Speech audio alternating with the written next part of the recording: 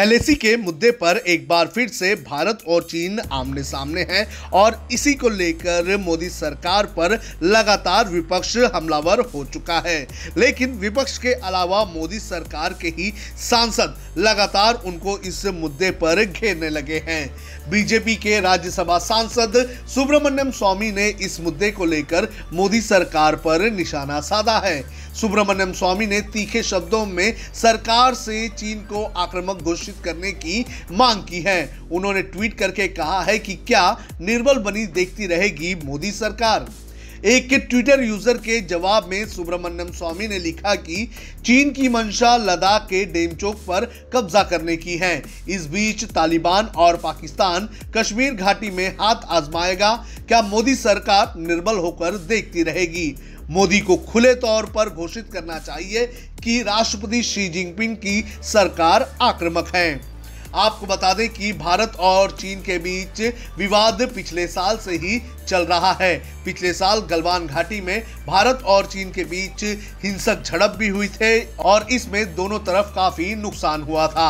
हालांकि इस साल जनवरी के महीने में दोनों के बीच तनाव कुछ कम होता हुआ नजर आ रहा था, लेकिन एक बार फिर से तनाव बढ़ता हुआ नजर आ रहा है और ये तनाव इस वक्त डेमचोक इलाके में बढ़ता हुआ नजर आ रहा है, जहां से लगातार ये खबरें सामने आ रही हैं कि चीनी सेना यहां पर घुसपैठ करने में लगी हुई है। मीडिया रिपोर्ट्स के अनुसार सीनियर अधिकारियों ने बताया है कि चीनी सैनिकों ने पूर्वी लद्दाख के डेमचोक में चारडिंग नाला के करीब भारतीय हिस्से में अपने टेंट लगा दिए हैं। अधिकारियों ने इन तंबुओं में रहने वाले लोगों को तथाकथित नागरिक बताते हुए कहा है कि भारत की तरफ से उन्हें वापस जाने के लिए कहा गया, लेकिन इसके बावजूद भी उनकी मौजूदगी यहीं पर बनी हुई है। आपको बता दें कि डेमचोक में पहले भी कई बार भारत और चीनी सेना आमने सामने रह चुकी है।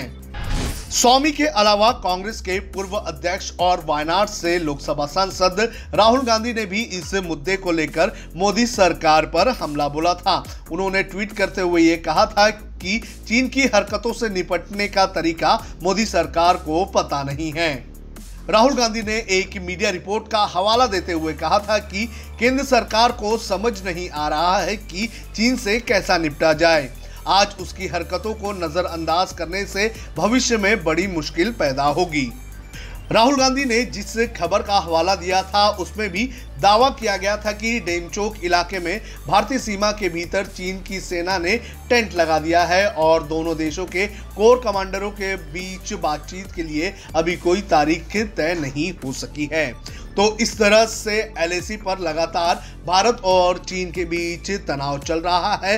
हालांकि तनाव कम करने की कोशिशें लगातार की जा रही हैं, लेकिन चीन लगातार अपनी हरकतों से बाज नहीं आ रहा है। चीन लगातार भारतीय इलाकों में घुसपैठ करने की कोशिश कर रहा है और भारतीय सेना लगातार उसे पीछे ढकेलने की कोशिश में लगे हुए हैं। अब खबरें पाइए सबसे पहले हमारे मोबाइल न्यूज एप्लीकेशन पर। एंड्रॉइड या iOS प्लेटफॉर्म पर जाइए, HW न्यूज नेटवर्क को सर्च कीजिए, डाउनलोड कीजिए और अपनी सुविधानुसार भाषा का चयन कीजिए। खबरों की भीड़ में अपने काम की खबर पाते रहिए। अगर आपको हमारा ये वीडियो पसंद आया है तो आप इसे शेयर करें, फेसबुक पर हमारे पेज को लाइक करें, ट्विटर पर हमें फॉलो करें, यूट्यूब पर ज़रूर सब्सक्राइब करें ताकि आपको हमारे हर खबर की अपडेट मिलती रहे।